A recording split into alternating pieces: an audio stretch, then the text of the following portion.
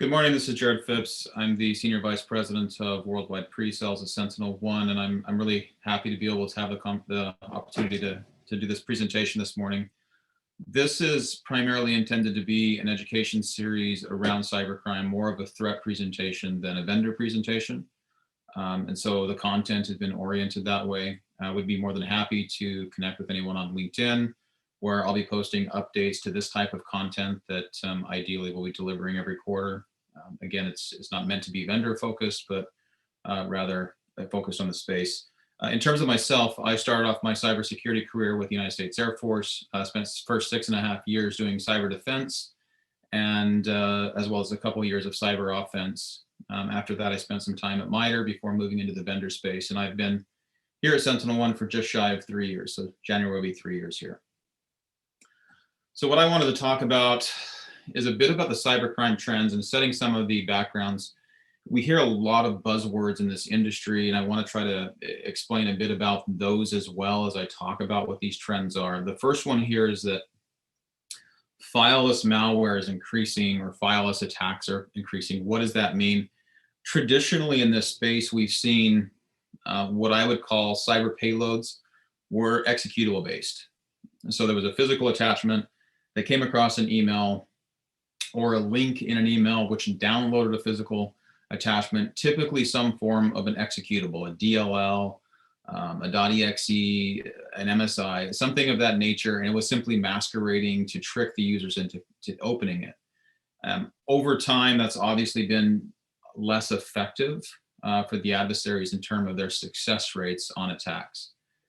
What is far more successful, though, and this is the trends that we've seen going on for 5+ years now, but it's becoming far more adapted, is the notion of doing only the exploit on the initial contact with the victim. So you get them to click a link on an email, and instead of downloading anything, it simply takes them to a website which is going to try to exploit a browser plugin, for example. And so this puts us into our constant cycle of patch, update, and trying to stay ahead of exploits, which is very, very challenging. The key to this, though, is that post-exploit, the payload, instead of being a DLL or an exe, is now a .ps1 or it's a .vbs, right? So these are script-based files that they can execute and then all subsequent activities. We still see malware typically involved in the attacks, but it's a later stage payload, typically downloaded, staged, and manually executed. So when we're talking about the increase in fileless attacks, and we see this in prevalence, I'm concerned about these because this is the attack vector that they're getting a high success rate with. Now, when we look specifically at PowerShell, this has been cycling back and forth. PowerShell, especially among ransomware actors, is the method of choice. I would say .vbs would be the second. In terms of operating systems targeted, everybody's expecting Windows to be the largest operating system that's a target of the victims. It certainly is from the data sets that we see with our tens of millions of endpoints, et cetera, that we manage. But what I think most people are surprised about is the highest volume of Mac OS. People still to this day think Mac OS is impregnable. It's not a vulnerable system. We certainly see a large amount of attacks against it, some of them very sophisticated in their attempts to attack Mac. Linux in particular is concerning to me. Most organizations that I deal with have the least amount of security focus on their Linux systems. It's really a compliance check because they want as minimal disruption to CPU and compute on these systems. And these become great entry points into an overall campaign. So in terms of the volume of what we see in a month, this is typically an average breakdown of the types of attacks that we're seeing in a month.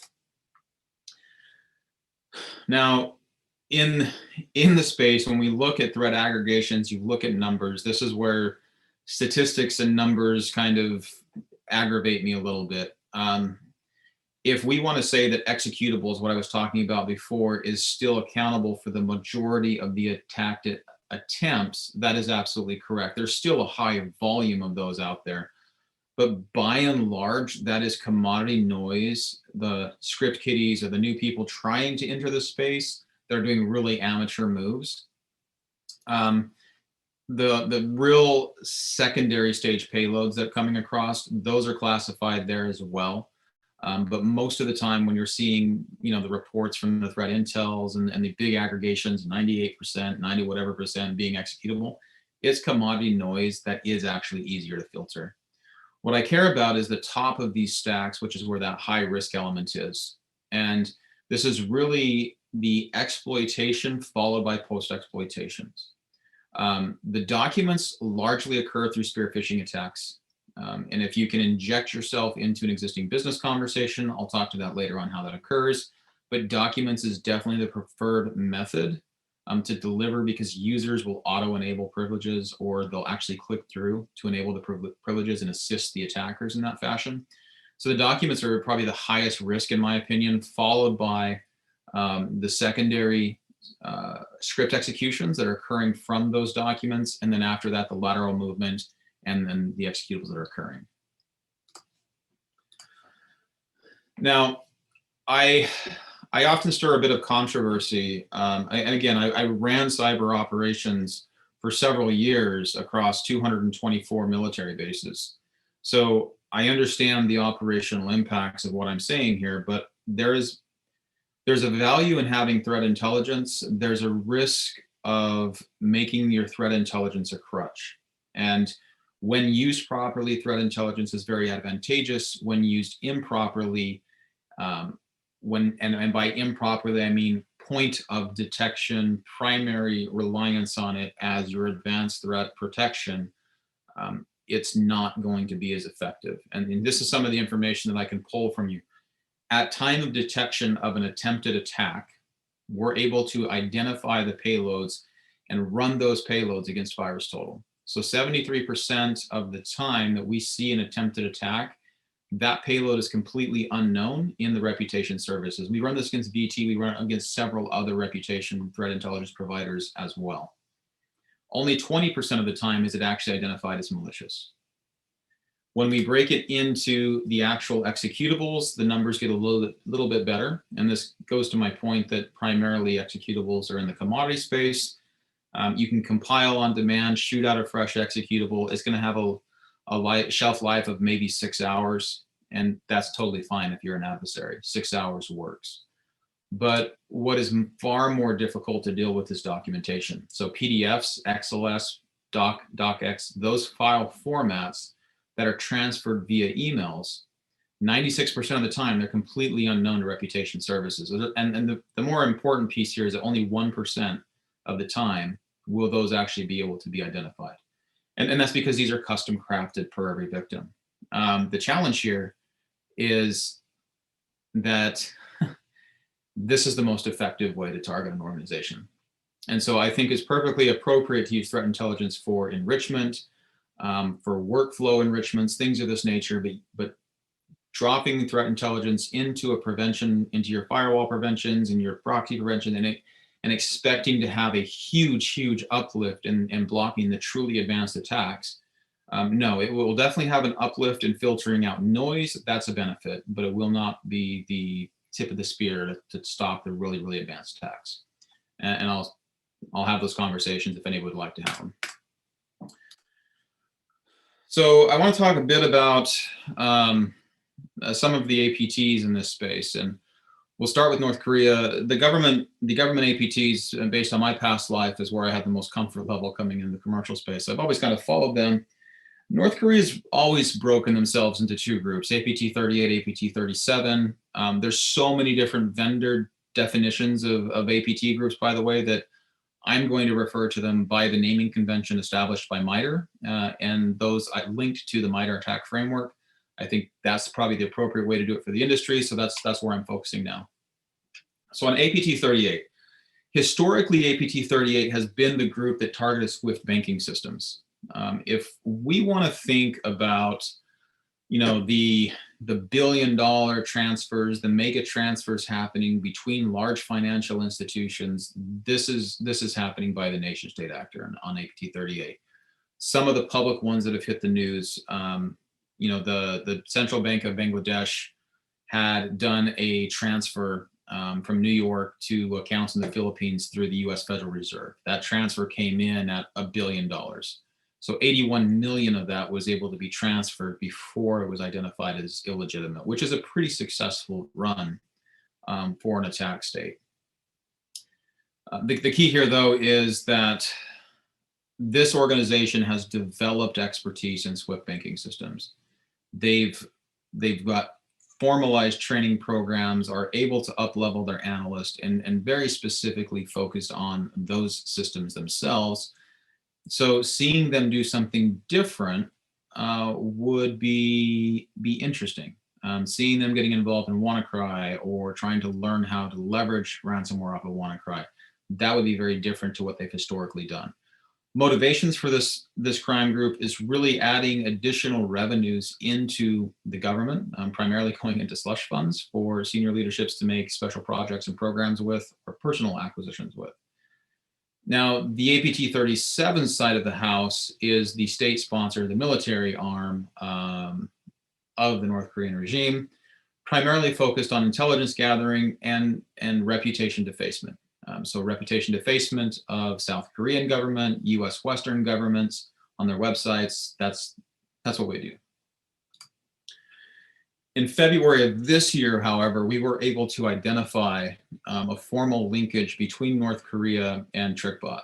And TrickBot is important because we're seeing a significant amount of ransomware activity. There was press earlier this year, or earlier this month, actually mid-October, I believe, of certain vendors attempting to take TrickBot offline. They were unable to do so, despite shutting down some of the key servers, despite the law enforcement help. This has been a very difficult system to take offline. I would describe TrickBot as SCCM for the cybercrime world.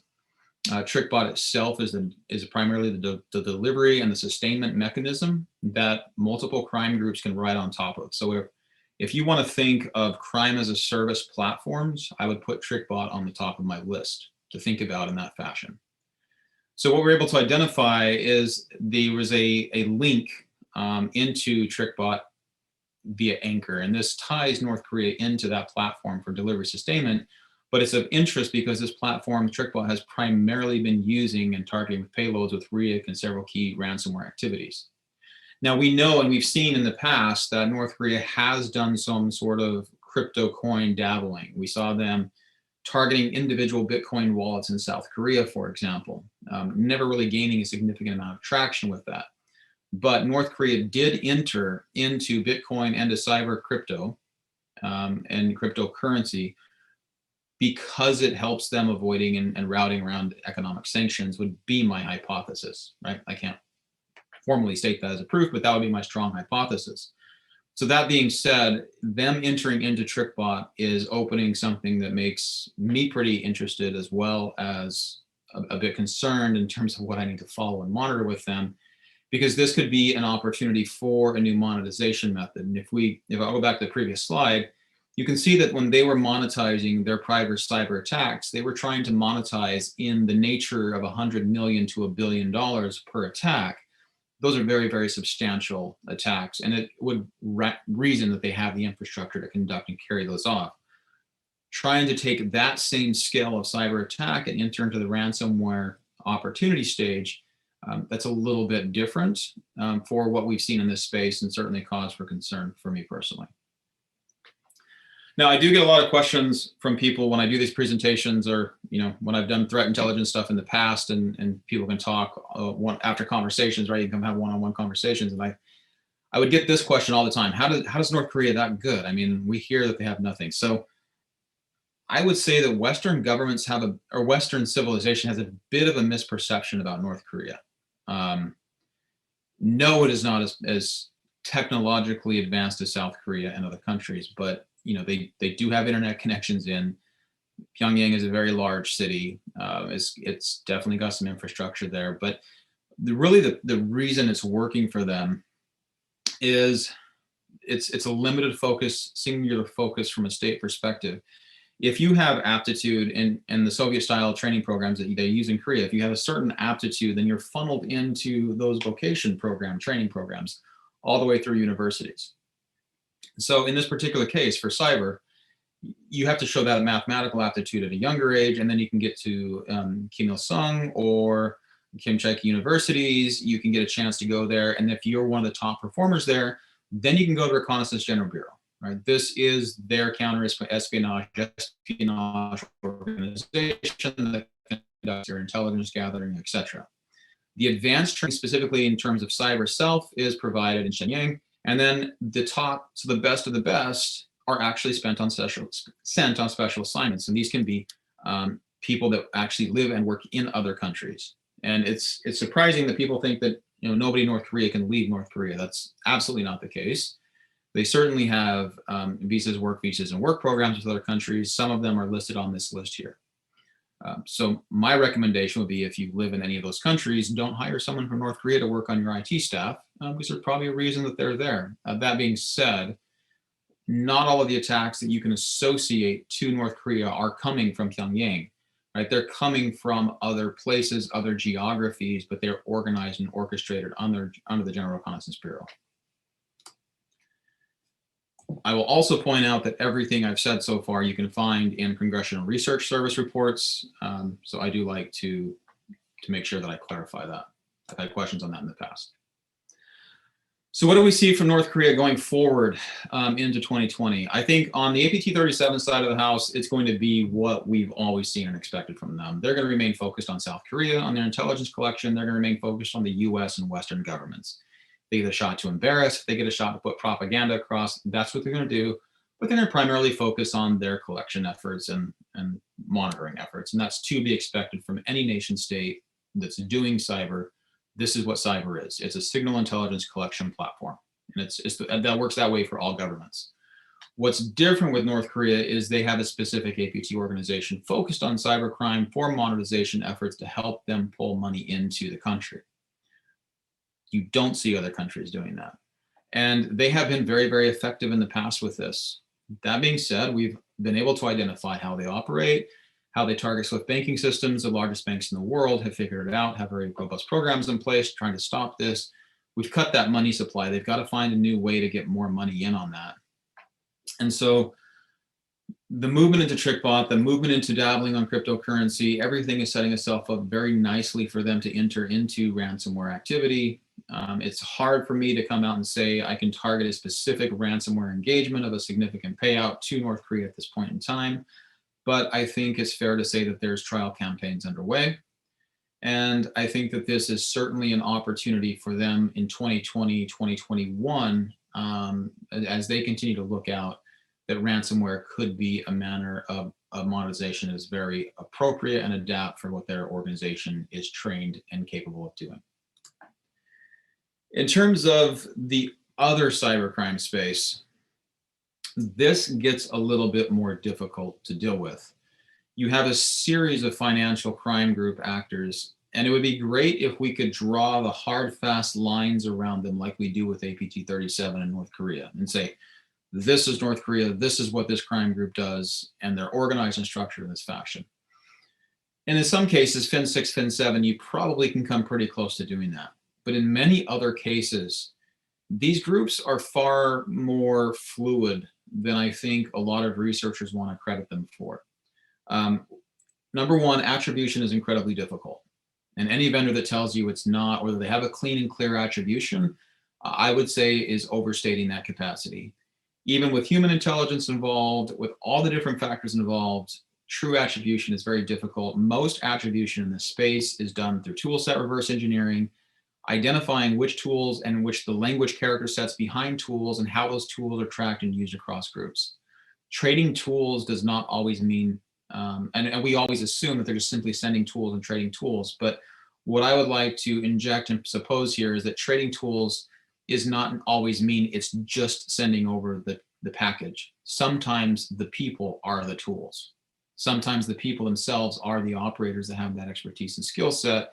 And so I would fully expect that there is some fluid dynamics between these organizations where the same person can join different groups for specific campaigns, band together, execute a campaign, and move on. So why do I bring this up? There are some pieces where, we can tie some of these APT groups into essentially contracted work by different governments, or we can tie these APT groups into a defined group of people that don't really shift a lot, but in many cases, it is very shifting. So that moves us into what I would say is the #1 trend of 2020. It was the #1 trend of 2019, and that's the ransomware activity. This again is attempted ransomware opportunities that we've been able to identify. And instead of trying to identify it by the threat actor, which I think is possible but less accurate, I can tell you that we can track it by the ransomware methodologies of these specific groups that are operating. So if you're looking at Maze, you're probably looking at a pretty static group of people. If you're looking at RIAC, you're probably looking at a bit more fluid, where people are sharing tool sets coming in and out. But they're relying on key elements of the same creation or distribution platforms to conduct these attacks. And so that's why I look at them in terms of this functionality as opposed to an APT. Now, these are the attempted attacks that we're able to prevent and block them, fortunately, but we've seen this level of activity. At the time, SentinelOne also has a significant presence in incident response. We're doing several hundred engagements per month. This is another area that a lot of people are surprised about. We are involved in several hundred incident response engagements per month, specifically targeting ransomware and eradicating ransomware from organizations. So we're reverse engineering payloads. We're doing studies on these payloads to identify them. Here's what the trends I would say. If you see Maze, that would be this dark blue line. There's a very consistent and a very solid activity, very broad across the industry from Maze. Maze is a cybercrime, is being leveraged by a cybercrime group that is very structured. Literally, they have office hours for their frontline workers. They have managers. So it is at a minimum organized crime, potentially more, but at a minimum, it's organized crime. Other groups in here are a bit more opportunistic. NEMT, for example, is opportunistic. Smaller group, smaller coalition, probably 3 or 4 people, that is leveraging opportunities to make significant money, but not doing it at the massive scale that you would see with someone like the Maze. RIAC is definitely a larger organization. Ideally, in my mind, I think there's 3 or 4 different groups using the same toolkitting and running shared platforms. So likely there's a cost profit distribution model on the back end supporting RIAC. If there's one thing to take away from this here, is that there's a significant number of groups using the ransomware, and there's a back end infrastructure that has come about, has been created, that is gaining sophistication, so that it's time to start having the conversations about crime as a service, crimeware as a service, and the financial models behind it being far more robust than they've ever been in the history of cybercrime. So that leads me to where we're at now. Big data exists on cybercrime. If you want access to these platforms, you can purchase your target list for about $350. You can purchase access to different delivery networks, the botnets per se. They range in the financial values of them, but you can also now purchase big data sets to do your analysis first. So you can understand what is the propensity of being able to have success if I use exploit A versus exploit B. You have skilled operators that you can leverage and hire. This is that fluid dynamics between groups. So if you have someone who is really, really, really good at one-day transfers or specific types of fraud elements, and you have a campaign going and you can leverage them, you can do a cost share model, pull that individual in for that campaign, and then you'll never see them again after that. So much like we use contractors for our work here, that is definitely taking place there. I'm seeing specializations now occurring, and these specializations existed in Fin 6, Fin 7 groups prior, but I'm seeing them lending their skills out to other groups, specifically around lateral movement capabilities. The sequence in which a crime actor attacks an organization and goes after an organization when they get access is very prescripted. Okay, it's typically the first thing you're going to do when you have your post exploitation is you're going to do privilege escalation, and you're going to try to find some way to get some domain admin credentials. From there, then you're going to do some very specific things. You're going to identify security tool setting, and you're trying to put keyword loggers onto IT admin staff, security staff. Literally, those are the systems that you'll target on a cyber offensive program because you want to gain access to the systems they have behind you. You will also then make your secondary pivot into the credential infrastructure, Active Directory, whatever that may be, in which case you are looking to gain access into the domain controlling. In some of the cases that you've read about in the news with ransomware, we've been involved in those. So there will be 50 to 55 Active Directory servers that an organization has. By the time that they wake up and they show up to work and their entire environment is ransomed, this is what it looks like. Of 55 Active Directory servers, they had 2 operational. Their SCCM completely disabled, their JAMP completely disabled, right? Their antivirus and their EDR tool sets had been literally turned off and disabled across the enterprise. Their ability to do backups and restorations, those had been tampered with, altered, and they had not recognized that, so there was no successful backups to restore from. So the organization is very prescriptive and very capable when they get in. By the time they're executing the ransomware, they're very confident in their level of success at that campaign. So the bottom line is these skilled operators with newer skills, and they're getting very, very good at what they do. That level of expertise and specialization is occurring in the cybercrime world. You can pull them over on demand for contractors. So really, if you can bring a significant amount of money into leveraging a campaign, the chances are you will be able to get substantial money back out of that. Run that on top of a cost sharing model, and you no longer have to be the person running cybercrime. You can simply make an investment of $1 million and probably have $300,000 to $600,000 return within 35 to 60 days. Right? That's the type of environment you're at where it can almost become an investment model. And that level of sophistication is a bit frightening to me. So definitely a lot of work that we have to do. The automations that are in place are the automations that are around scale. So the automation, they're not automation around the expertise, but they're automating around the scale. Once they've identified the key critical points across the infrastructure for movement, for example, they will have custom scripts written. This is where the files malware comes in, where they will stage the PS1 file, they'll stage the .vbs file, and then they'll be able to execute that en masse across the organization. So the actual event itself is completely automated and can occur within 5 minutes across 50,000 machines.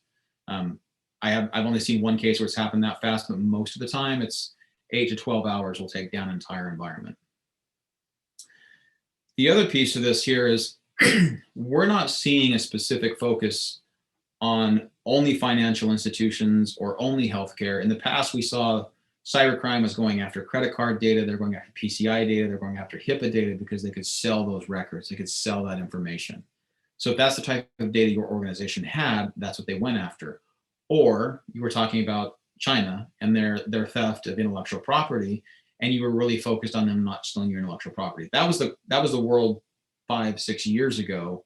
That was terrible, horrible, but I feel much more comfortable living in. Now we're at a place where every single organization connected to the internet is at risk of being a target of cybercrime, without exception. And that's a bit more frightening to me, especially with the numbers I'm seeing on the back end. You will see, and I'm going to go back to these ransomware trends, you'll see the occasional news article. You're not seeing 300 articles a month, but I'm working on those cases myself. And that's the problem is there's more than just us working on them. So I would literally expect to be close to 1,000 cases per month right now. The individuals that own these platforms, by the way, they're continuing to invest in those platforms. This is a bit older here, but TrickBot itself is focused very much on its resiliency and its ability to maintain operations, not only across the endpoints in which it's already gained access, but across its infrastructure itself. We just saw this play out. We just saw a major organization try to take down TrickBot, and it didn't work because they've been focusing so long on resiliency. And the other issues there, they started out in banking swift crime, but they've developed this expertise over time. You can now get this down to a clock. If you're seeing known TrickBot C2 activity, then you have a very, very high risk of a ransomware breakout anywhere from 28 to 45 days. Okay, that's a very defined thing. This is where threat intelligence is helpful. If you can have threat intelligence that's giving you known attribution to a trick bot C2, that's where threat intelligence can be very helpful, and this can help you get ahead of the game. If you're seeing that activity, then you should immediately be pivoting over and looking for stage PS1 files, stage VPS files, unaccounted for accounts in your Active Directory systems, right? There's definitely prescriptive actions you can take at that point. So why ransomware? Why am I talking so much about ransomware when we still have the Chinese doing intellectual property theft and we have all these other things? Because this is literally my biggest concern right now. And I would say this is a perfect storm. If you want to look at all the elements that come together, we just created this perfect storm for this to be exploited. You know, the payout, the speed, the entire attack cycle on ransomware, the cyber attack itself isn't necessarily much faster. All the back-end work that went into all of the other cyber attacks is the same. They're doing the same methods to get access, to get proliferation. They can still do those things. They can still pull that data and sell that data in the black market. The thing is, they just weren't making enough money doing that.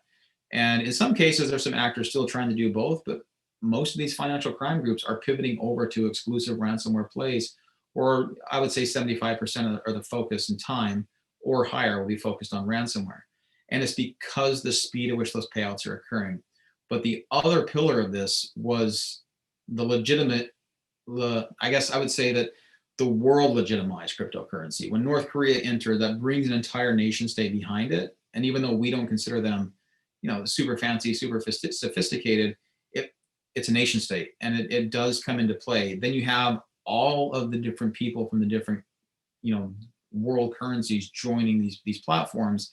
It's legitimized. And so this has actually been a major cost savings for the cybercrime groups. If you were stealing credit card data, you know, that type of information, you know, we used to see people literally driving around London, for example, emptying ATMs and throwing in, you know, backpacks full of cash. All that money's got to get laundered. You got to pay cuts to the mules. You got to pay all these things. By the time you get access to that money, you're going to maybe 25% of what you went after to begin with. That whole infrastructure is cleared out. Cryptocurrency gives you direct access to the cash and the money of your efforts if you're a cyber criminal. But the other part of this is the payments. So there's a major track record of success. Organizations have to weigh the cost. What is the cost to recover from ransomware, or what is the cost to pay the ransom? And it would be great if we could be idealistic and say no organization will ever pay ransomware and this will go away. And that is true. If that happened, it probably would. It wouldn't be growing like it is. But the payments are happening, and they're happening for several reasons. Number one, if you show up, if you're in manufacturing, and I've dealt with several of these companies in manufacturing, manufacturing is a high target, very much so a high target. If you're in manufacturing and your business is shut down, nobody in your business can operate a single thing for 9 to 14 days, that has a material impact on your organization. But the other part of this is that organizations have cybercrime, or they have cyber insurance policies. And so when this event happens, they call their cyber insurer. Now, the cyber insurer is, number one, legally obligated to restore their business operations. They have to do that by law. So then they look at the paths to do that. You can spend $1 million on a ransom, or you can spend $30 or $40 million on recovery services. And if you're dealing with 300 of these a month, which one is it going to be on the cybercrime policies? So this is the conundrum we find ourselves in. The actors were already gaining access. They've already been sophisticated. Now they have a way to turn their entire cycle, which is the whole back-end payment system, much faster. They have a legitimized way to get it that doesn't require wire transfers, that doesn't require mules. And now they have a third-party payer in many cases, or an organization that's in such distress that their chances of getting payment are much higher. So why don't we hear about the volume that's going on? Well, my hypothesis here is that you don't hear at the 20x volume of incidences occurring because there's no legal requirement for disclosure unless there's loss of PII, PCI, certain information based on the country that you're in. And in most cases, we're not seeing that occur. The attackers understand that too. they'd be far more happy to take intellectual property or to take some sort of activity to prove that they were in your environment, but not force you to have to disclose it, because once it's disclosed, your chances of getting a payment are actually far less. So they're figuring out how to walk the line between those two. The Emotet is another example. I was going to give you of an organization that's been around for a long time. It evolved out of Mealybug. I don't want to go super technical here, but just another example of cybercrime tools that have been in place for a long, long time, that have an expertise in evading organizational defenses. They're now being leveraged or have been leveraged, or it's been coded, forked, and modified into new tool sets so that the cybercrime groups can be very successful at what they do. This is also an example of the speed at which the actual ransom payloads themselves can operate. And when you're concurrently dropping these off of a stage server with this PS exec scripts executing these against the machines, you can see entire organizations under attack occurring very, very quickly. When you find the attack at this stage, you're really, really limited on what you can do. If you have a flat network, you're in trouble. Like, you have to start disconnecting machines as quickly as possible. But if you're in a segregated network, at least you can try to hit the segregation points as quickly as possible, hoping that they haven't figured out your IT infrastructure maps to be able to do their staging servers per segment. Very challenging once you're in the midst of the actual deployment itself of how to stop that outbreak from going on. And of course, the key, the monetizing pieces is on the server infrastructure, the backend delivery infrastructures. RIA can happen really quick, by the way. We can see those samples happening in like 3 seconds or less, so really quick there. So let me go through. I want to open up at about 1/4 to start doing some actual Q&A. So if you have questions, please ask them. It makes these far more entertaining, at least for me. So I'm going to selfishly ask for questions. But I want to run through a couple of use cases. These two are older. I'm definitely not going to provide company names about them, but I can provide you other cases as well. We deal with so many of these. This was an Emotet one. I'm seeing less Emotet in 2020, by the way. It's definitely shifting TrickBot this year. But in this organization, they had 18 sites. It's a manufacturer. And they got hit with a ransomware attacker who took down their entire infrastructure, including their payroll systems, all their virtualization systems, which is running the manufacturing floor. So they literally shut down manufacturing. Everything shut down. And they actually had 2 different IR firms come in place. So in this one, I think we're talking maybe 20,000 machines, maybe 35,000 employees. So it's not a huge company, but it's a substantial company. They were asking for an $850,000 ransom demand. This is at the December of 2018 timeframe. Today, that demand would be $10 million. I'm very, very confident that that demand would be at or exceeding $10 million. We have seen $100 million demands for ransoms this year at large organizations. So it's pretty scary. In the 21st of December, and this is the problem when you're dealing with ransomware. So when the incident response firms come into place, they're doing a few different things. Number one is they will initiate conversations depending on who the cyber insurer is. They can go through conversations with the actual threat actor. And they'll typically demand proof of life.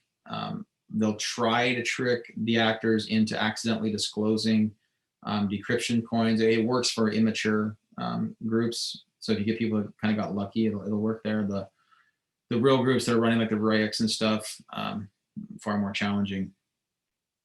But they'll send over a couple of encrypted files. The threat actor will decrypt them, send those files back, so you get some sort of proof of life. Then they'll go through and negotiate the ransoms and try to get that cut down.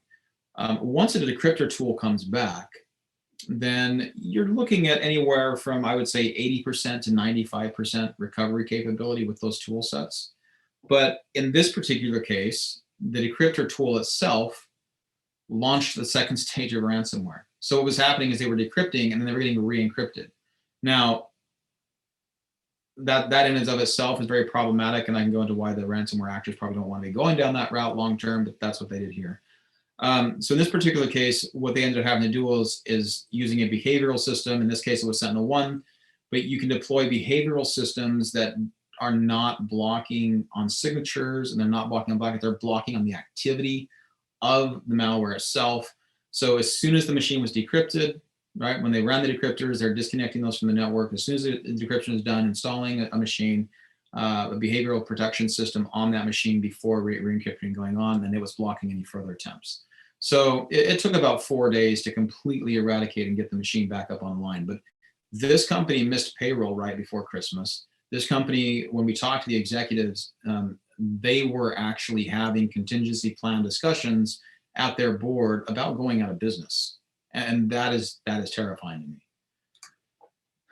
Now, the other side of this, I bring up this story just so that we don't lose our focus in security and over pivot in any one way. And I've talked a lot about cybercrime, but man, the stuff goes on all over the place. This place was, it's a tech services provider, large organization, and they had a CISO who had defined the policies, objectives, and a strategy that their entire security team didn't agree with, one person in particular. Turns out that this person had decided that they would be better at doing the CISO's job than the CISO. So they staged an event after knowing the internal warnings of, if you don't do X, Y, and Z, we're going to get hit with ransomware, we're going to hit with something. So they staged an event. And they actually manually deployed Emotet on 2 hosts. And they used service accounts to deploy it, by the way, not their own accounts. The gist of it is that from the outside in, you run in and you respond, and we installed across 42,000 machines in 38 hours. Like, this is not an easy thing to do, to deploy at scale at speed when you have an international company, right? There's a lot of challenges to doing it that quickly. And we found 0 additional Emotet infections. And that just does not add up to anything we've ever seen. So that's where you bring in the forensics investigators and you dig a bit deeper. And that's where we found out that we actually had a very senior person in the SOC who had ran a specific agenda against their boss's boss, figuring that they'd be able to advance their career. So the bizarre threats, insider threats, the craziest things can always happen in this industry. And I've been in it for a while, so you name it, I've probably seen it. But again, as professionals, we can never take our eyes off the ball, which at the end of the day, we're securing the organization. So after this slide, I'll go in and take some additional questions, but I just want to get you a bit of an outlook in terms of, what can we do? How can you defend yourselves? Where are we at? So 2020, what do we see for the rest of this year? What do we see going into next year? The methods of engaging and getting compromised initially by ransomware, yes, is coming through spear phishing, and no, absolutely no, you are not going to train that out of your users. If a threat actor gets into company A, and they get into the company Active Directory, and they get into the company's email systems and admin accounts, they will monitor conversations between company A and your company. They will inject their customized payloads into existing email conversations that look like they're coming from company A to the employee in your company, and your company employee will probably open those attachments because that's what they should be doing. They're having legitimate business interactions with one of their vendors or partner companies. That's how we see the most successful attacks occurring. The unsolicited spear phishing campaigns, yes, those are still coming. I'm far more worried about people clicking on links in social media at this point, though, which are still leveraging the same exploits and still allowing those initial PS connections out. The other factor here is that with COVID happening and that work from home rush, we stood up a lot of infrastructure in the IT and the cyber community to support work from home employees. And then we went back and tried to figure out how to secure it, or we did it with some provisions of security. But here's the gist of it. If you have RDP connections that are not multi-factor authenticated or VPN or some form of zero trust protection on those connections, your chance of being breached and compromised by ransomware are incredibly high. And when I say incredibly high, one insurance actuary I talked to gave the number that was over 90% within a 12-month window. So one thing you can do right now is run and double check and verify that all of your RDP connections are known and you have no other RDP connections established.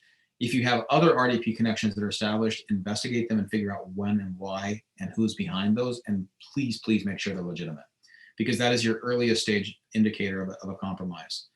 The other piece of this, ransomware as a service is increasing on the dark web. I think I drilled into that pretty good, but the service is affordable. You can get access, a couple $100, and you can start doing splitting proceeds, all different types of financial models to work on this. So they're opening these platforms up. The other piece that I find interesting, and these last two are really it, there is an increasing focus on Linux. There's a few Linux ransomware samples kicking around out there. Our protections as an industry against Linux are weaker. I think people are figuring that out. We historically don't like to put security tools on Linux servers because they consume compute. We pay for compute from the cloud. They consume compute, and compute interferes with the delivery of the application systems you're hosting. I mean, bottom line is security is not a value add to an organization. We're actually costly, right? So on Linux in particular, we try to get by with as little as possible by nature as a corporate business. And that's given a bit of a soft underbelly on Linux. That's got me a little bit worried. The other piece of this is the actual payloads in themselves. We've seen a kick up in Golang, primarily because people have figured out that Golang is not being detected by traditional signature-based tools. They don't even have the ability to look at Golang compiled codes. This has always kind of been a play, though. Whatever the newest language is, go compile and run that language, and you'll probably have a better chance of getting by the threat actors. So hopefully this information was helpful. Again, happy to connect with anybody on LinkedIn. My goal is next year to be doing these on a quarterly basis, providing the updates on specific threat actors, the newest methods and tricks that they're using. This isn't meant to be a vendor-specific thing. This is just a matter of, as a community, we've got to stop these guys. This is some of the most despicable stuff you can see, especially when they're targeting healthcare organizations, and there's multiple dedicated campaigns right now against healthcare organizations. So yeah, it's the scum of the earth. I want to take them down. I think we all want to take them down. So I'm happy to connect, communicate, share. That doesn't have to be anything about a specific vendor. Let's just do what we can to get ahead of it. But yeah, I'd be more than happy to take some questions and provide any clarity that I can. Thank you, Jared. You brought it up in the last part of your talk here, but from a SentinelOne standpoint, what advice do you have for North American firms in light of the potential attacks that may emerge with the U.S. shift in power? And what I mean by that is from a product or services standpoint that SentinelOne has.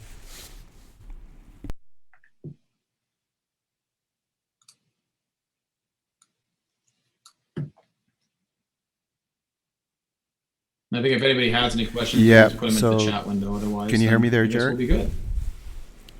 Wonderful. So we got a question here. Social engineering is an extremely subjective and fluid mode of attack. What are some of the best practices to train our staff and assist with engagement? For training your staff, I would say that you would want to have a desktop IR activity. If you don't have an incident response plan in place, having one of those in place would be great. The near-term actions, I would tell you, go make sure you have the capability, the tool setting to identify staging of .ps1 and .vbs files. So can you identify if those are being staged or written anywhere? That's a precursor. And then identifying if you have the RDP connections exposed to the internet third-party exposures. So that's not necessarily something you have to do a lot of formal training around, but providing the information to them so they can be aware to go look at that. In terms of employees, things of this nature, all the training we do is great. It's probably a bit more insightful to, again, I don't think you train it out of them. I think it's a bit more insightful, though, to raise their awareness on what they're clicking on in social media, and don't do that from your work computer if you can avoid it. Now, if you're doing stuff for a work-based reason, that's one thing, but if you're doing personal social media, do that from your phone, do that from your tablets, do that from your other devices. Don't do it from your work laptop would be a really good place to start. But yeah, your security staff, if you don't have an incident response plan in place, put one in place. And then if you have one in place, run a dry run, run a table exercise, and don't run it on your traditional threat actor where you've got a couple of days to catch them and kick them out. Run it on, hey, you've got a ransomware, this active outbreak. How do you respond to that in 30 minutes? that would be one that'd be pretty valuable to do. Perfect. What intelligence mechanisms are you deploying to assess insider threats? Insider threats are much more difficult to deal with. And having run those programs before, depending on the countries you're in, the privacy concerns, that can also be very hampering. If you have upcoming terminations, then I think the low-hanging fruits are upcoming terminations, do a proactive monitoring of all file directories and activities that the employees have had, typically 30 to 45 days before notification. And then once notification is done, if it's at all possible, all IT access should be cut on notification. Now, I understand different jurisdictions have different pieces of that. Internally, though, when you have system abuses that are occurring, it's one thing to have the ability to monitor the security staff. It's another thing to actually do it.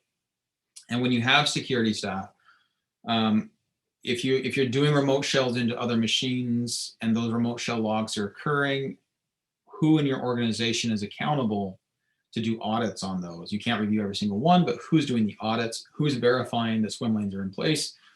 Do you also have clearly defined ROEs, rules of engagement for your security staff? Unfortunately, a lot of the challenges that we deal with on insider threat are from IT or security staff themselves. And it's really difficult because this is a matter of the police policing the police, right? Which is that infinite problem we've always had in this world. So very difficult to do. From a tool setting perspective, there's some automations you can put in place. And you've heard of things like user behavior analytics and things like that. Those are primarily focused on credential accounts, credential theft, and credential movement, not really insider threat. My best recommendation for insider threat is audits, and those audits should be following rules of engagement that are done from the supervisors and the administrators of that organization, and having clearly defined rules of engagement of what's acceptable and what's not. Good. The other question we have here is, could you comment a little on the types of hacker groups in light of the last 2 weeks, especially in the last week with the elections? Are you seeing a change in the types of hackers? Are they more bureaucratic ones? Are you noticing smaller controlled groups? So the election security is one that's really interesting. I didn't talk much about that today because the data's a bit difficult to look at. What I think is happening is that the nation states are hiring and contracting out to some of these groups to do exercises on their behalf.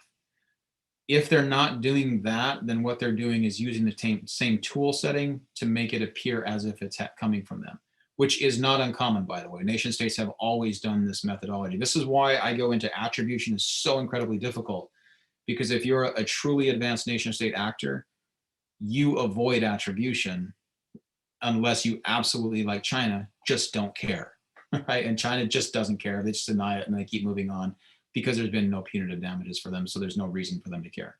But other governments have been very, very good at applying their attributions out. I think what I will leave it at is what US FBI has said, in which they've seen attempted tampering, but we haven't seen any actual manipulations occur. I'll leave that statement to stand and say that that's probably correct. Okay. Can you comment on cloud workload attacks and monetization? What's concerning you in this space? Not seeing a lot of monetization yet. I am seeing a lot of focus on automating, and I would say the sustainability is really where they're researching right now. Once you compromise a Kubernetes environment, getting a shadow container which is persistent, that's where I see them focusing the research side. It's going to be interesting, right? In the cloud and the Kubernetes world, where your idea is to spin applications up and down virtually very quickly, that's probably not the monetization game, right? Disrupting that is going to be a bit more of a challenge. What will be interesting, though, is if they can use their shadow containers to figure out your actual workload architecture to figure out where the data is at on the back end. Is something I'm very, very much monitoring. On the SentinelOne side, we're actually building a real-time runtime. Actually, we already have it, it's out, but real-time runtime active prevention in container in cloud. meaning that I want to disrupt them in the middle, even though these may only be up for 12 seconds, 30 seconds, 5 minutes, because they're non-persistent applications. I want to tear them down based on their behavior, even within that time window, because that probably gives me a lot of controls. That being said, on the back end, that shadow container that can be persistent, that's definitely a concern. And that's where I see them spending their research. All the research they do on the Linux side of the house, by the way, is going to be applicable into those. So it's definitely an area that I think will be a focus of both the vendor community, and because of that, the CWPP community. As vendors, right, as corporations, we're going to adopt in even greater scale CWPP than what we are today, and they know that. Okay, and we got 2 more questions here, but depending on time on this one, we'll see how that one goes. However, how are databases being encrypted through attacks, and how challenging has it become to get the decryption keys? The decryption keys, by and large, are provided because you paid the ransom, or because a law enforcement agency has proactively notified you and provided them, which is very, very, very rare. So be thankful for when that occurs. The encryptions are occurring through ODPC connections directly to the databases. Okay, and the last one is just one of those feel-good questions, so I'll just ask it, and then we can bring this. So first of all, thank you for your time. This has been one of the interesting panels. So here we have, with respect to families, just husband and wife, couple of kids, what can they do to protect themselves based on your current threats that are occurring in the world today, especially with kids at home, et cetera? Yeah, actually, this may be a feel-good story, but I don't see those threat actors targeting the at-home infrastructure. You talk about your different routers. It's actually a different classification of malware that targets those, and primarily they've been focusing on Bitcoin or crypto mining. So I'm not seeing ransomware targeting home users. Like you still get the occasional one at like 30, 50 bucks to do the decryption on. And there's a couple of actors out there doing that, but it's not at scale. It's not the sophistication, because it's a really random payout. So, look, if you have a home computer environment, making good backups, having those backups with, iCloud or whatever you're off-prem, you do those. But yeah, I just don't see that same risk. With my kids in my house, right, I'm far more concerned about who they're interacting with, what content they're going after. That's where I'm worrying my time. I'm not worrying about their machines getting encrypted. And I have, by the way, I've had zero, although I tell people Macs aren't invulnerable, I agree with that, but I am running those at home, and I've had zero findings of home Mac-based encryptions. So I just don't see ransomware happening on a Mac at home, for what it's worth. But I see very, very little on the Windows side too. And I just got a question that just came in, and we got 2 minutes here. Any predictions for the rest of the year with regards to any sort of cyber crimes that you think we'll see from a nation state standpoint or a ransomware monetization standpoint? Predictions for the rest of the year. Yeah, for the nation state, I won't say it. From the campaigns we see going on right now, yeah, there's an active advisory under place for all healthcare.